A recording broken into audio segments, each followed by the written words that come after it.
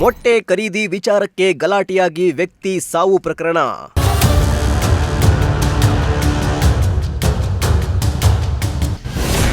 ಹಲ್ಲೆಯಾದ ಹಿಂದೂ ಕಾರ್ಯಕರ್ತನ ಮನೆಗೆ ಬಿಜೆಪಿ ನಾಯಕರ ಭೇಟಿ.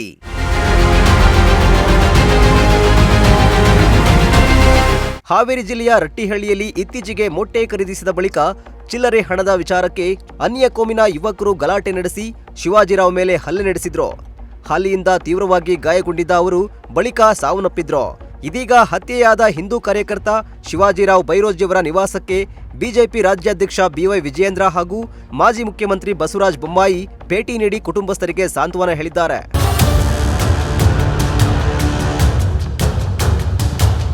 ರಾಜ್ಯದಲ್ಲಿ ಇಂತಹ ದುರ್ಘಟನೆಗಳು ಸಂಭವಿಸಲು ಕಾಂಗ್ರೆಸ್ ಸರ್ಕಾರದ ವೈಫಲ್ಯವೇ ಕಾರಣ. ನಮ್ಮ ಸರ್ಕಾರದ ಅವಧಿಯಲ್ಲಿ ಇಂತಹ ಘಟನೆಗಳು ನಡೆಯುತ್ತಿರಲಿಲ್ಲ. ಹಾವೇರಿ ಜಿಲ್ಲೆಯಲ್ಲಿ ಇತ್ತೀಚೆಗೆ ಹಲವು ಗಂಭೀರ ಪ್ರಕರಣಗಳು ನಡೆದಿದ್ದು, ಜಿಲ್ಲೆಯಲ್ಲಿ ಕಾನೂನು ಸುವ್ಯವಸ್ಥೆ ಹದಗೆಟ್ಟಿದ್ದು, ತಪ್ಪಿತಸ್ಥರ ವಿರುದ್ಧ ಕಠಿಣ ಕ್ರಮ ಕೈಗೊಳ್ಳಬೇಕೆಂದು ಆಗ್ರಹಿಸಿದ್ರು.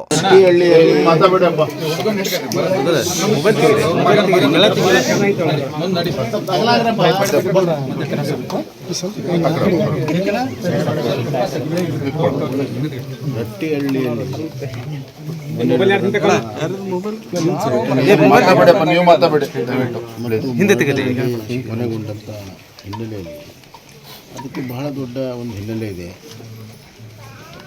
ಭರತ್ ಮತ್ತು ಅವ್ರ ತಂದೆ ಸುಮಾರು 60 ವರ್ಷದಿಂದ ಅಲ್ಲಿ ವ್ಯಾಪಾರವನ್ನು ಮಾಡಿಕೊಂಡಿದ್ದು. ನಿನ್ನೆ ಮನೆದ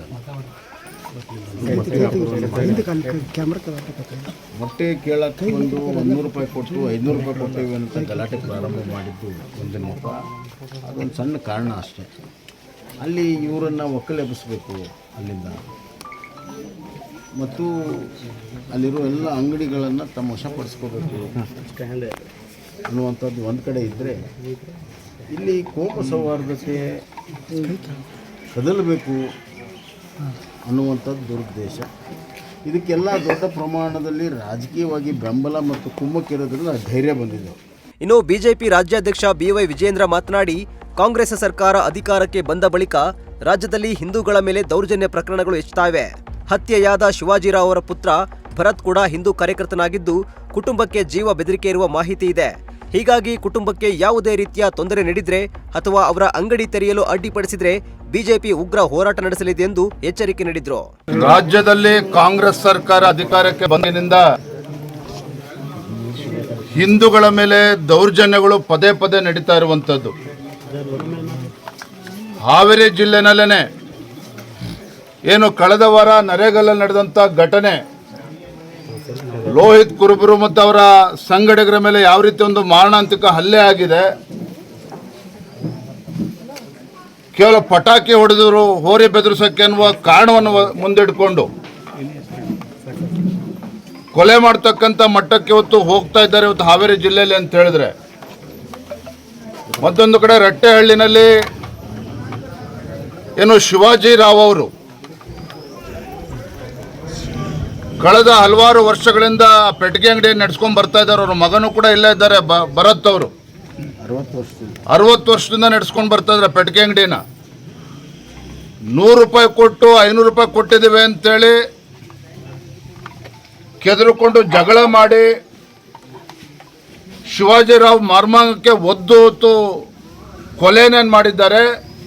ಇದೇನೋ ವೈಯಕ್ತಿಕವಾಗಿ ನಡೆದಿರ್ತಕ್ಕಂಥ ಘಟನೆ ಅಂತ ನೀವು ಭಾವಿಸಬೇಡಿ. ಇದು ವ್ಯವಸ್ಥಿತವಾಗಿರ್ತಕ್ಕಂಥ ಷಡ್ಯಂತ್ರ. ಭರತ್ ಕೂಡ ಒಬ್ಬ ಹಿಂದೂ ಕಾರ್ಯಕರ್ತ, ಬಜರಂಗ ದಳದಲ್ಲಿ ಇವತ್ತು ಹಲವಾರು ವರ್ಷಗಳಿಂದ ಅವನು ದುಡಿತಾ ಇದ್ದಾನೆ ಸಂಘಟನೆಯಲ್ಲಿ. ಮತ್ತೆ ಇದು 3-4 ಬಾರಿ ಈ ರೀತಿ ಘಟನೆಗಳು ಅಂಗಡಿಗೆ ಬಂದು ನಡೆದಿರುವಂಥದ್ದು, ಜಗಳ ಮಾಡುವಂಥದ್ದು ಇದೆಲ್ಲವೂ ಕೂಡ ನಡೆದಿದ್ದಾವೆ, ಏಕಾಏಕಿ ಆಗಿರ್ತಕ್ಕಂಥದ್ದಲ್ಲ. ಇದೇ ವೇಳೆ ರಾಜ್ಯ ಸರ್ಕಾರದ ತುಷ್ಟೀಕರಣ, ರಾಜಕಾರಣ ಹಾಗೂ ಜಿಲ್ಲೆಯಲ್ಲಿ ಹೆಚ್ಚುತ್ತಾ ಇರುವ ಹಿಂಸಾಚಾರವನ್ನ ಖಂಡಿಸಿ ಜುಲೈ 16ರಂದು ಹಾವೇರಿಯಲ್ಲಿ ಬೃಹತ್ ಪ್ರತಿಭಟನೆ ನಡೆಸಲಾಗುವುದು ಎಂದು ಬಿಜೆಪಿ ನಾಯಕರು ತಿಳಿಸಿದ್ದಾರೆ. ಲೋಕೇಶ್ ಸುಣಗಾರ್, ಪ್ರಜಾಶಕ್ತಿ ಟಿವಿ, ಹಾವೇರಿ.